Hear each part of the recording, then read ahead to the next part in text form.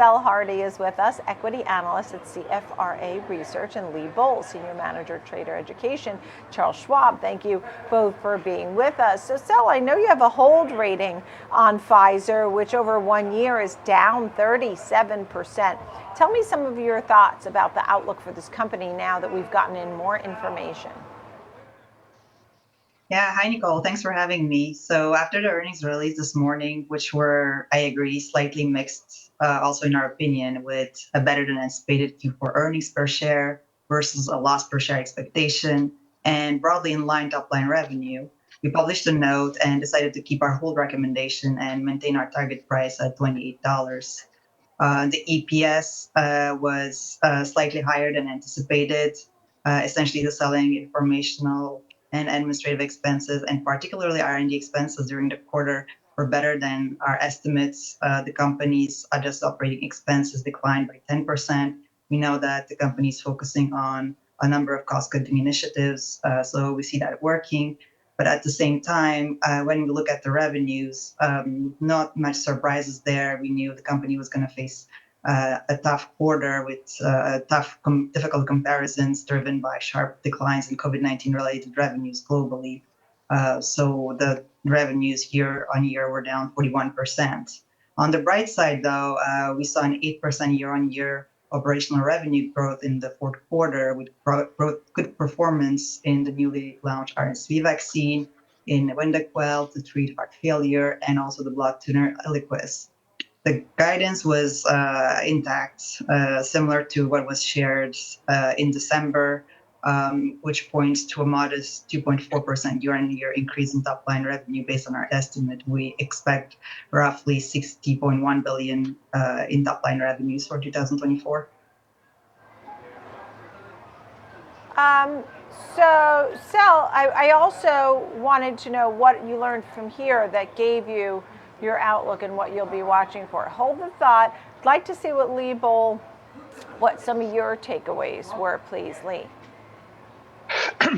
Yeah, I think one positive was they noted on the conference call that 2023 saw a record number of patent applications for new drugs, especially for RSV in infants and for multiple myeloma. The question is, they are taking that revenue hit, as Sel said, because of their COVID product. They still said they would have $8 billion, though, in COVID product revenue. But keep in mind that at the peak, that was $57 billion. So that it has really gone. But I'd say as far as for shareholders, they made a pretty good point about the dividend is sacrosanct.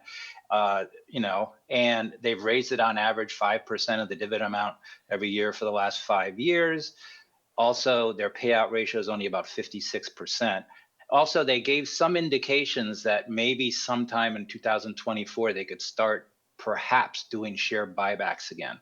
So I think they got a good pipeline. They're trying to enhance shareholder value. Of course, the negatives is this is an election year, and Big Pharma often takes it in the chin on election years as different parties try to, talk about drug costs and all of that. So that is a cautionary flag for maybe later in the year. Yeah. So Sel, we just showed some of you mentioned a lot of the drugs as well. Which ones seem to be bringing in the most revenue and such, because it's a post-pandemic era. What are you focusing on the future? Because right now you said you have a hold and a $28 price target. What does Pfizer are you going to be watching for in the next few quarters?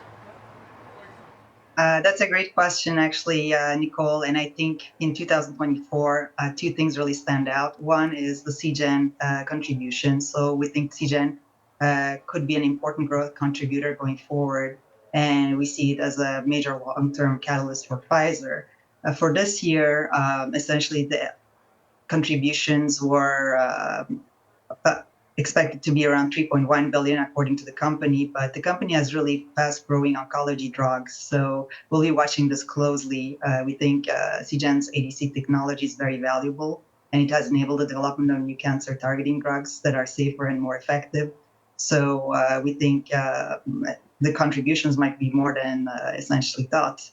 The other thing that we are focusing on is the Inflation Reduction Act and developments around the IRA.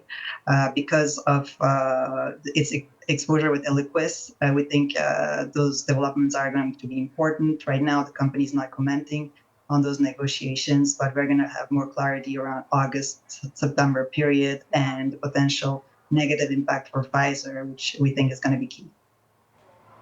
Yeah, understood. I'm out of time, Sel, but do you have buy readings on any other pharma names? Yes, we do. We have a buy rating on Merck. We think Merck is better placed in terms of its pipeline, and also we think its oncology franchise is really doing well. We also anticipate a better quarter compared to Pfizer.